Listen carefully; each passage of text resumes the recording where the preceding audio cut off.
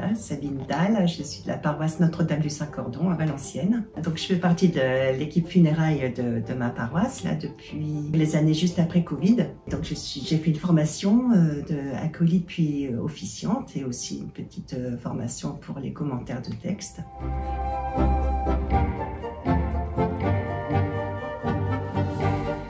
C'est vrai que avant le Covid, j'ai fait 23 ans, j'ai fait partie de l'aumônerie de l'hôpital pendant 23 ans en tant que bénévole.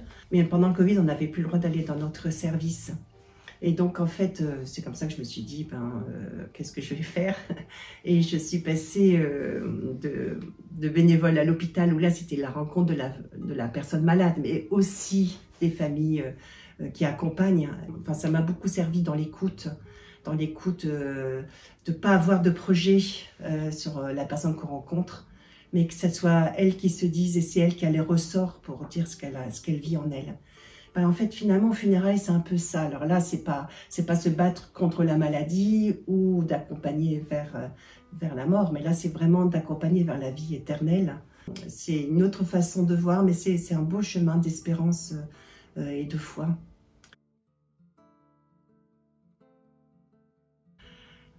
Je dirais que être officiant, c'est vraiment faire un bout de chemin, un chemin d'espérance avec la famille endeuillée. Bien sûr, il y a la célébration des funérailles, mais il y a aussi une rencontre en amont avec la famille des endeuillés, justement. Voilà, on pleure ensemble, on parle beaucoup du défunt, de sa vie qu'ils m'offrent eux quand ils relisent la vie de l'être aimé. C'est une vie toujours d'une transmission d'amour qu'ils reçoivent et qu'ils ont envie du coup de partager. C'est ce qu'ils retiennent en fait, et c'est ça qui est intéressant. C'est quand on relit ensemble, on se dit vraiment que cette vie, c'était une transmission d'amour, un message que le défunt leur laisse aujourd'hui et qu'eux-mêmes pourront peut-être transmettre aux autres.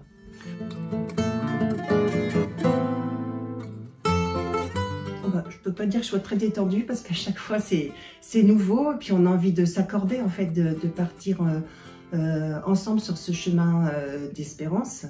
Et donc en fait tu sais jamais qui on va rencontrer, c'est toujours beaucoup d'écoute, beaucoup de compassion. Puis après donc ensemble on essaie ensuite de bâtir une célébration qui leur ressemble, qui a un sens.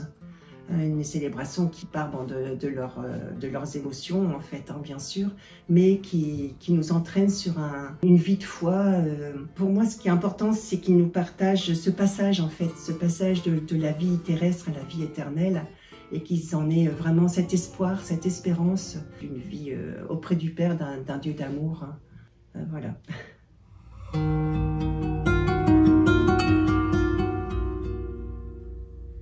Au début, ils ne sont pas du tout à l'aise quand ils nous rencontrent parce qu'en fait, ils disent tous pratiquement je suis croyant mais pas pratiquant.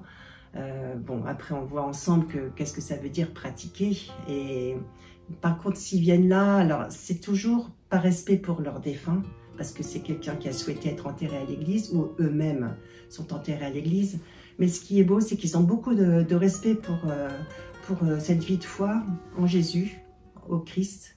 Du coup, on cherche ensemble des textes qui leur ressemblent ou alors qui transpirent ce que le défunt a voulu transmettre.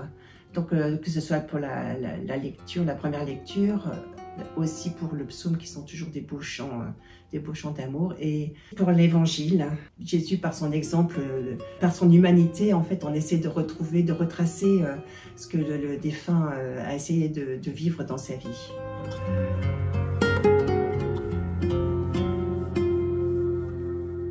Je te parlais d'un chemin d'espérance, en fait, c'est ça, c'est vraiment essayer de faire de ce temps de célébration des funérailles, le temps de l'adieu, c'est revivre ensemble le baptême qu'a reçu la personne défunte, comprendre ce moment fort, et puis aussi un signe de respect, rentrer dans du sacré.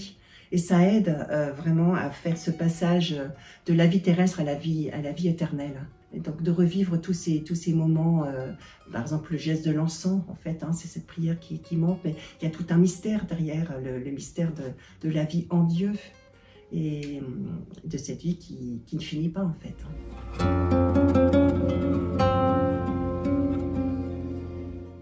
Moi, j'irais jusque-là, en fait. Hein.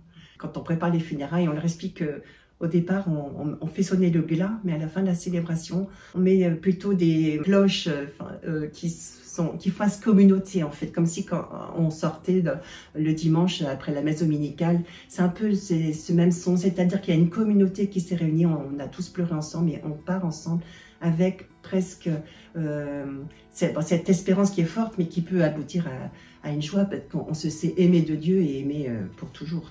Et il nous attend là aussi.